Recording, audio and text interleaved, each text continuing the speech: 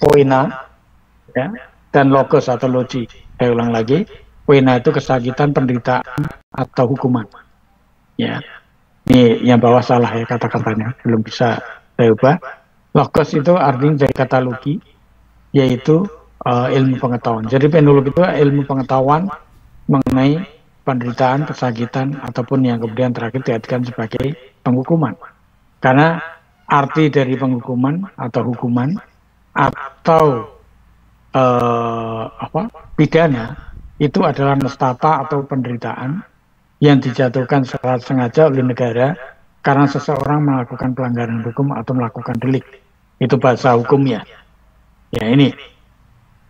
Oke, kemudian orang pertama yang menggunakan istilah penologi itu adalah Francis Lieber.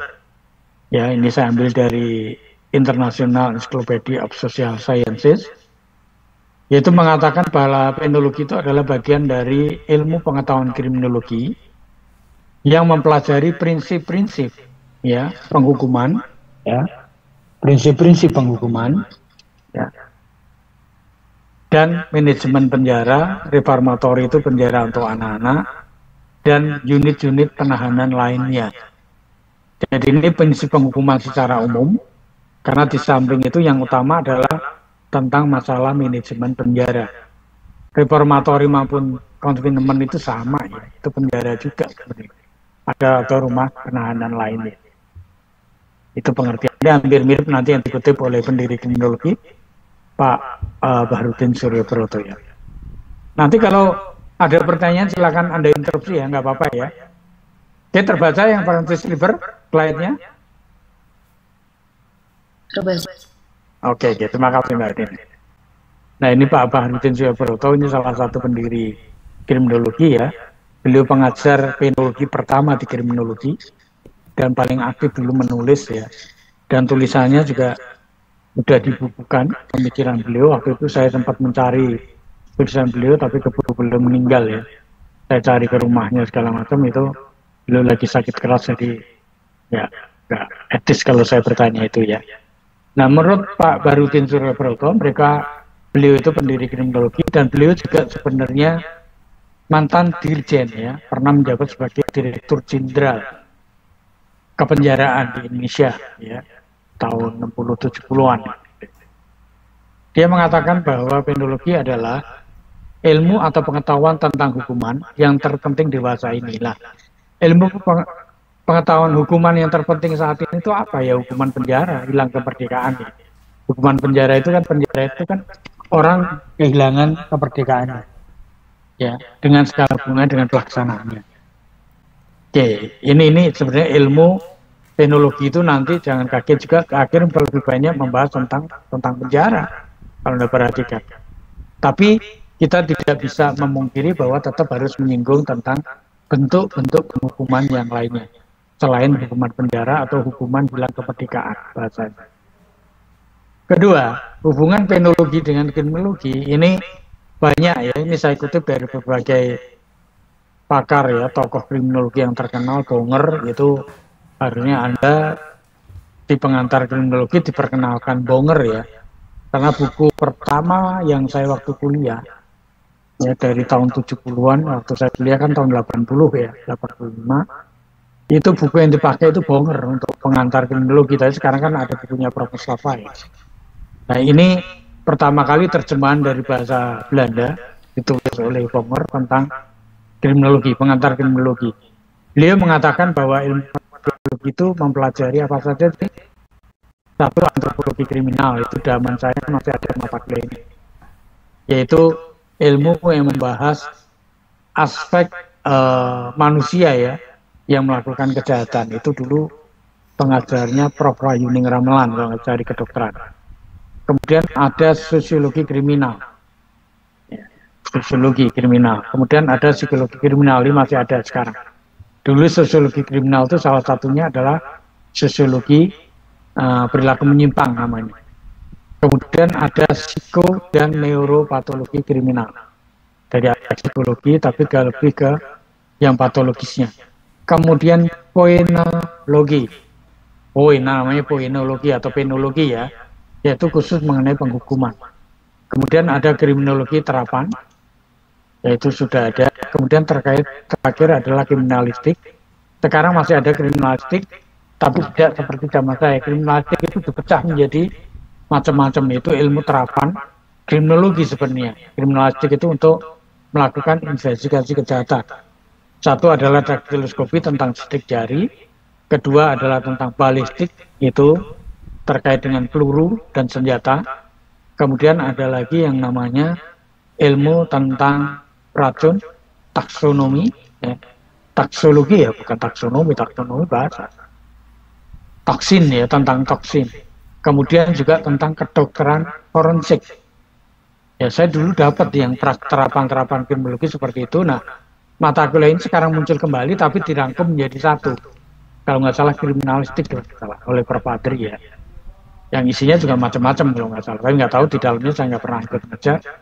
Tapi itu dulu kedokteran forensik itu langsung kita belajarnya langsung di bawah dosen dari kedokteran. Jadi kita melihatnya langsung itu di kamar mayat di RSCM. Ya, RSCM. Salemba, belakang UI ya. Karena kita dulu dosennya dari sana. Jadi kalau kita lihat waktu ada otopsi, bedah, itu yang dilihat apa aja sih untuk kriminalistik, yaitu terkait dengan membongkar kasus kejahatan. Ya, itu. Ini menurut Bonger.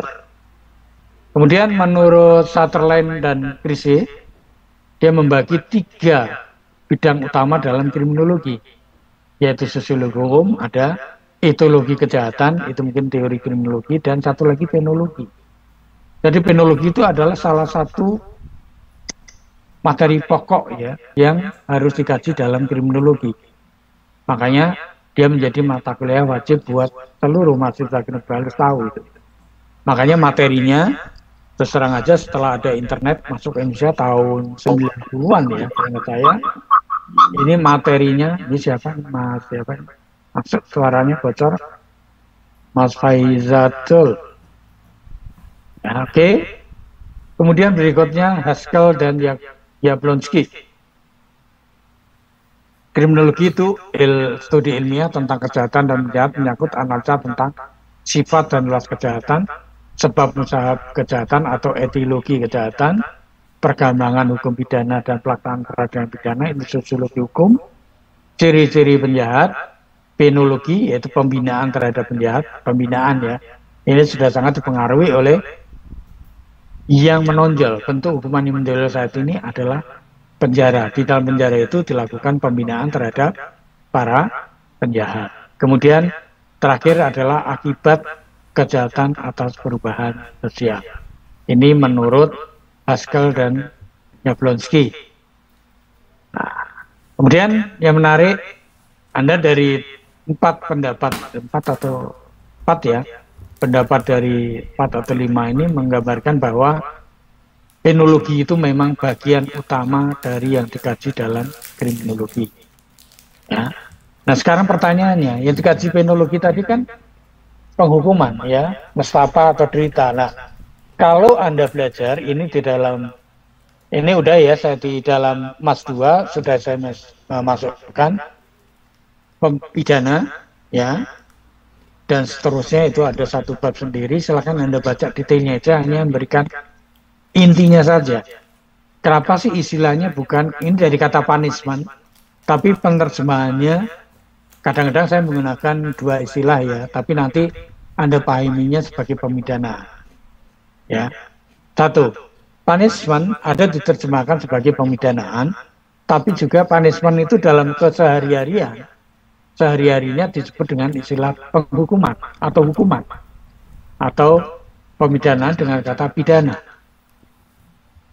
Nah, arti kata ini memang saya gunakan bergantian ya, saling menggantikan. Tapi sebenarnya secara ilmiah yang tepat itu adalah pidana atau pemidanaan. Ya, kata punishment itu adalah pemidanaan. Nah, ini saya ambil istilah itu, pengertiannya saya ambil dari buku dari para profesor dari Fakultas Hukum di kita, Prof. Sudarto itu kalau nggak salah dari ini ya, mana, Semarang ya, Undip. Ya, Pak Sudarto Undip atau dari UGM nih. Kemudian juga dari Prof. Rosalan Saleh. Nah, apa sih pemidanaan atau pidana itu? Pidana itu menurut Pak Sudarto atau menurut pakar hukum di Indonesia dan Belanda itu adalah suatu penderitaan atau kesakitan yang dirasakan tidak aneh oleh yang dikenai. Namanya juga penderitaan ya, tidak enak. Kemudian Bonger menambahkan bahwa penderitaan itu ya dijatuhkan kepada seorang karena dia melakukan suatu perbuatan yang merugikan masyarakat. Ini Bonger. Ditambahkan Sudarto mengatakan pidana atau pemidanaan atau punishment itu adalah penderitaan. Ya penderitaan itu kan salah satunya kan penjara ya atau hilang kemerdekaan selama sekian tahun itu kan menderita. Karena dia melakukan suatu perbuatan yang merugikan masyarakat. Kalau Prof. Saleh dia menambahkan satu item lagi. Ya. Pemidanaan ada reaksi atas delik. Delik itu adalah perbuatan pidana atau pelanggaran hukum yang berupa nestapa. Nestapa itu derita juga, penderitaan yang sengaja, Anda perhatikan kata disengaja ditimpakan atau dijatuhkan oleh negara pada orang yang melakukan perbuatan pidana atau delik tadi. Anda harus clear ya. Jadi penghukuman ya, punishment atau pemidanaan dalam bahasa hukum kita itu diterjemahkan sebagai reaksi atas delik, ya, atas perbuatan pelanggaran hukum yang berubah suatu nestapa atau penderitaan kepada orang yang melakukan kejahatan, karena orang tadi, ya, di mana nestapa atau penderitaan tadi sengaja ditimpakan atau dijatuhkan oleh negara. Yang jelas pasti oleh negara pasti melalui jalur penegakan atau proses peradilan pidana, yaitu dengan proses dari polisi, diproses ke jaksa, kemudian ke pengadilan, di pengadilan baru ada putusan tetap, dia baru dimasukkan ke dalam penjara, atau di Indonesia ada hukuman lain adalah hukuman kurungan atau hukuman mati, yaitu itu yang ada di kita. Ini jadi pengertian, jadi nanti kalau Anda bicara lebih baik menggunakan kata istilah pemidanaan atau kata punishment dalam pengertian pemidanaan. Kalau hukuman, apa sih bedanya hukuman dengan pemidanaan? Ada yang bisa menunjukkan nggak? Apa bedanya punishment dalam pengertian pemidanaan dengan punishment yang dianggap sebagai penghukuman?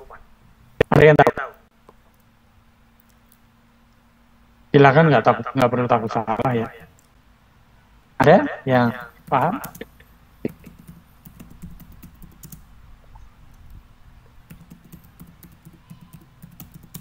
Oke, ada di materi saya ya. Bedanya apa? Bedanya adalah kalau pemidanaan itu penderitaan yang dijatuhkan oleh negara karena orang melakukan kesalahan atau pelanggaran, khususnya pelanggaran pidana, hukum pidana. Tapi kalau penghukuman itu adalah nestapa juga penderitaan yang dijatuhkan bukan oleh negara, bisa oleh guru, bisa oleh orang tua atau orang lain atau masyarakat, ya. Pelanggarannya tidak harus pelanggaran pidana atau pelanggaran hukum pidana, bisa terhadap norma susila atau norma seksual dan segala macam. Misalnya, saya ambil contoh, kalau dulu masih ingat ya, mungkin waktu masih sekolah, kalau tidak mengerjakan PR, distrap ya, dihukum oleh guru, disuruh dijewer telinganya atau disuruh berdiri di depan kelas menghadap tembok dan segala macam. Itu zaman-zaman saya tuh ya, seperti itu, bahkan dipukul pakai penggarisan gede banget dari kayu itu. Zaman saya kuliah, zaman masih peninggalan zaman Belanda ya. Itu hukuman yang menjatuhkan itu bukan pelanggarannya, bukan pelanggaran pidana, pelanggaran karena tidak mengerjakan PR. Atau Anda nakal berkelahi atau apa, orang tua Anda marah, Anda dijewer telinganya, dicubit atau apa, itu adalah penghukuman, bukan pemidanaan. Karena yang menjatuhkan bukan negara, dan pelanggarannya bukan pelanggaran hukum pidana atau pelanggaran hukum yang lainnya. Ya, di luar yang konteksnya ini, yang jelas kalau pidana itu adalah pelanggaran terhadap hukum pidana atau hukum KUHP lah kalau kita. Oke, itu kira-kira ya. Masyarakat kalau misalnya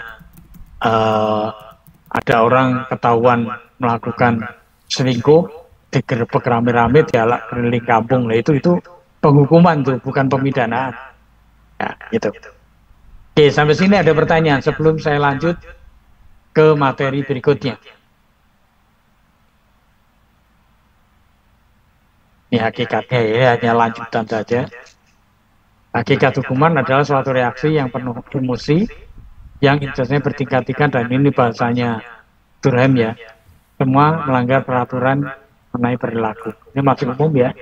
Ini pengertian hukum tentang, karena ini kata hukuman ya. Maka di sini adalah peraturannya tuh masih umum. Peraturannya adalah yang berlaku tertentu. Tapi kalau sudah hukum pidana yang dilanggar, namanya pemidanaan. Ya karena negara yang akan turunkan. Nih, oke. Sampai sini ada pertanyaan? Ini yang kuncinya, beda pemidanaan dan penghukuman. Sehingga kalau kata punishment, kalau Anda mau baca lebih detail lagi, ada buku Theory of Punishment. Tapi buku itu lengkap, tapi ternyata setelah saya baca hanya bisa saya pakai sampai reintegrasi sosial. Ya, tentang pemikiran yang baru, karena buku itu kan buku lama ya. Jadi dia hanya 4, retributive, deterrence, rehabilitation, dan reintegration. Social reintegration. Oke, sampai sini ada pertanyaan? Ngerti atau malah bingung? Ini ilmu baru karena nggak pernah disinggung di SMA, saya tahu. Ya, dan ini pun hanya diajarkan di Fakultas Hukum dan di ilmu kepolisian kalau nggak salah. Waktu itu saya ngajar tentang masalah apa sih penologi, apa kriminologi untuk para polisi itu, dalam pimpinan polisi ya.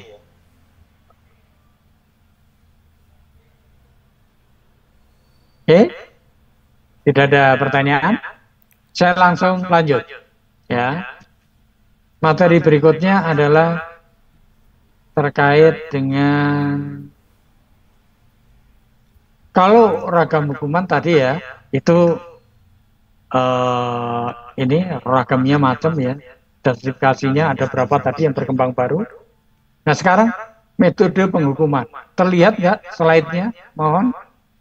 Terlihat Pak. Lihat ya, metode pembinaan ini ya, pemidanaan atau punishment yang pernah terjadi di seluruh dunia.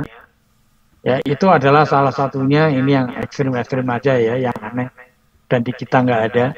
Satu adalah rajam, ya, rajam ya. Ini berlaku di banyak negara Islam di Timur Tengah dan Afrika Utara yang menganut Islam.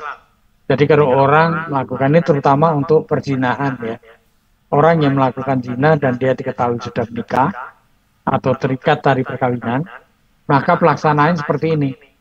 Si pelaku diikat kaki dan tangannya, kemudian dikubur separuh badannya seperti ini, nggak bisa lari.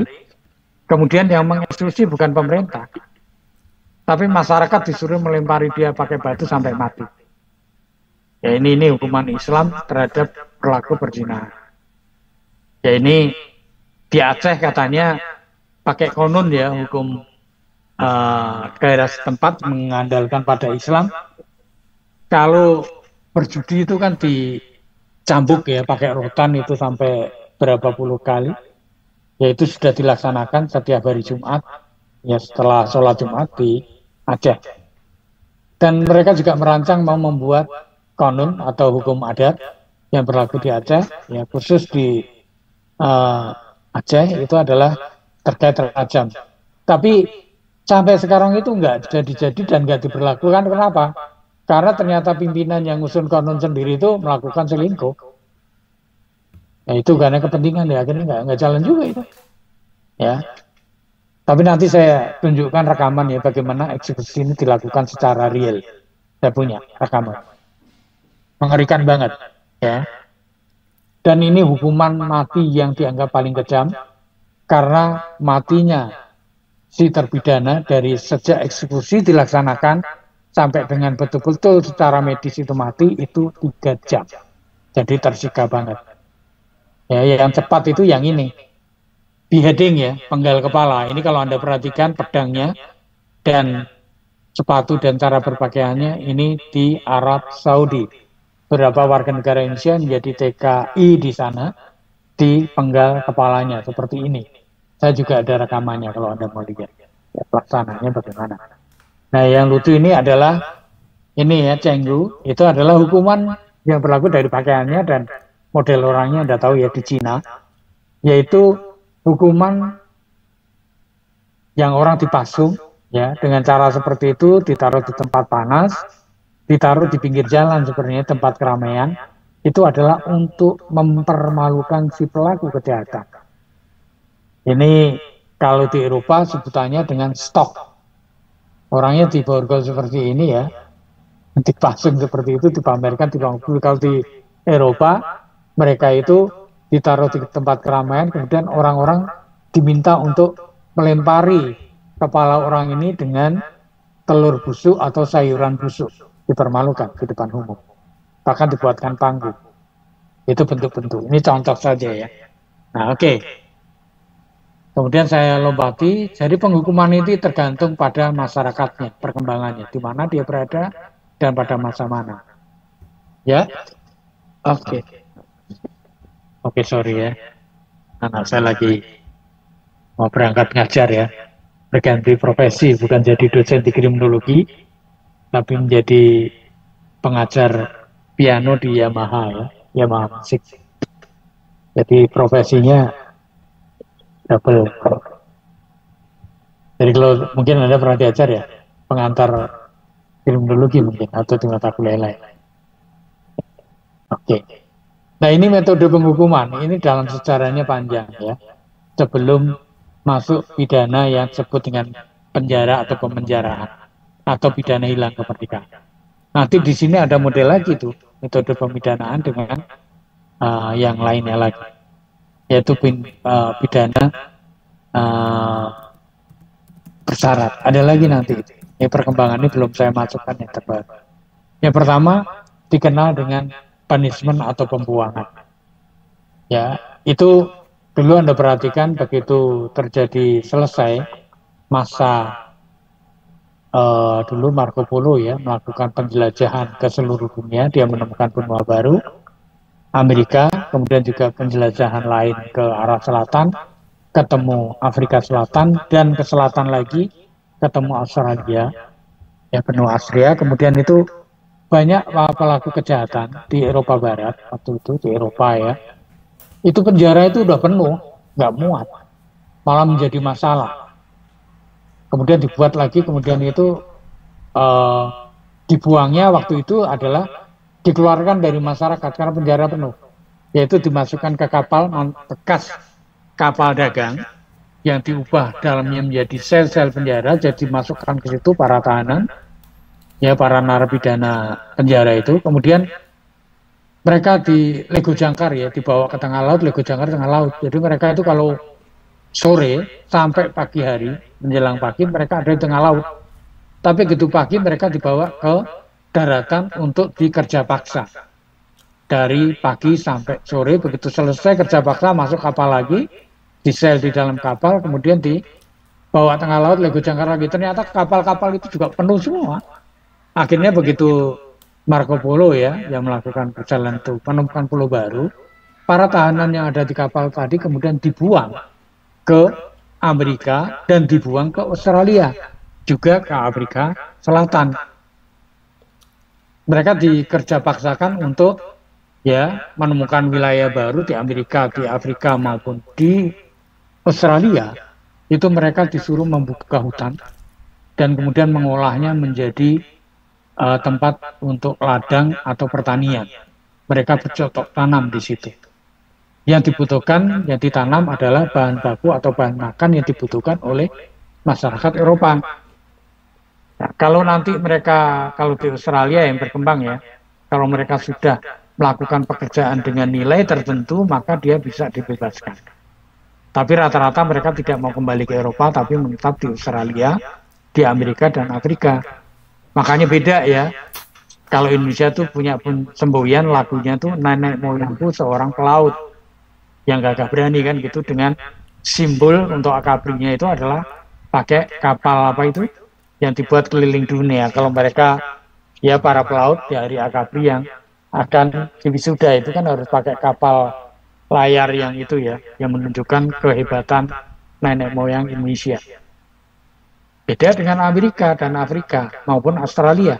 Nenek moyang mereka sebenarnya adalah para penjahat yang dibuang dari Eropa. Makanya kelakuan Amerika, Australia sama Afrika, Afrika yang zaman Nelson Mandela melakukan apartheid ya, politik rasis di sana yang mengeksploitir ya, membuat penderitaan mayoritas masyarakat kulit hitam yang kemudian dihancurkan oleh Nelson Mandela.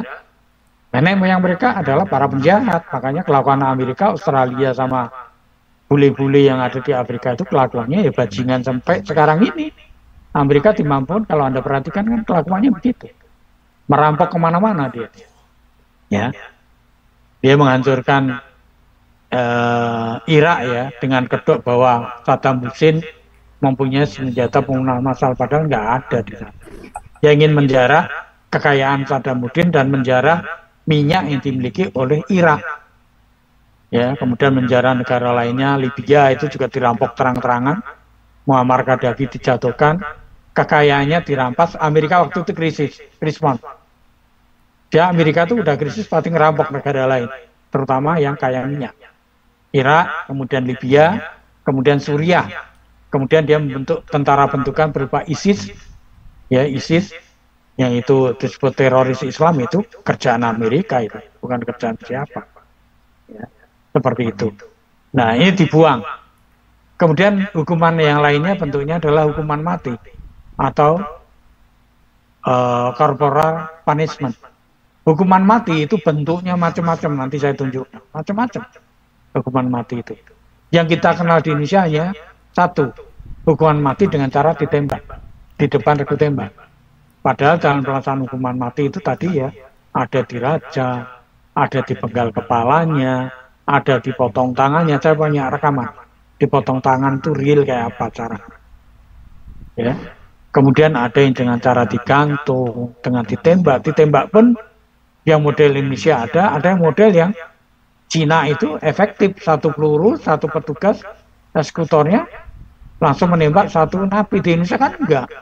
Waktu nembak tempo hari yang ribut, seluruh dunia ribut memprotes Indonesia waktu para gembong narkoba ya itu mau dieksekusi mati di Nusa Kambangan, itu sampai berbulan-bulan itu terkatung-katung karena protes dari internasional keras. Tapi akhirnya tetap ya pemerintah kita itu kebijakan dalam negeri, dan itu salah satu cara memerangi para bandar narkoba. Dieksekusi mati itu di Nusa Kambangan. Ya. Seperti itu. Dan itu biayanya mahal banget. Cina nanti kalau Anda pengen lihat rekamannya, saya nggak tahu nanti waktunya kita ada nggak melihat praktek hukuman mati di Cina. Itu ditembak, itu hanya cukup ditempel di kepala belakangnya, tembak di hadapan umum, di tempat keramaian dilakukannya, dan tidak perlu ya El-Gujunnya itu nggak perlu banyak orang, satu orang bawa pistol tempelkan di kepala si terpidana mati, langsung ditembak di hadapan umum untuk mengakibatkan efek deteran jerah supaya orang lain takut mikir untuk melakukan kejahatan yang sama. Itu Cina diumumkan malah supaya orang ngumpul melihat pelaksanaan hukuman mati. Di Indonesia kan enggak, sembunyi, ditaruh di, malah biayanya mahal, menurut saya nggak efektif, efek jerahnya nggak ada. Kemudian macam-macam banyak lagi. Hukuman mati dengan cara itu banyak banget. Kemudian ada namanya hukuman badan atau corporal. Kalau tadi capital punishment ya, ini corporal punishment. Corporal itu badan.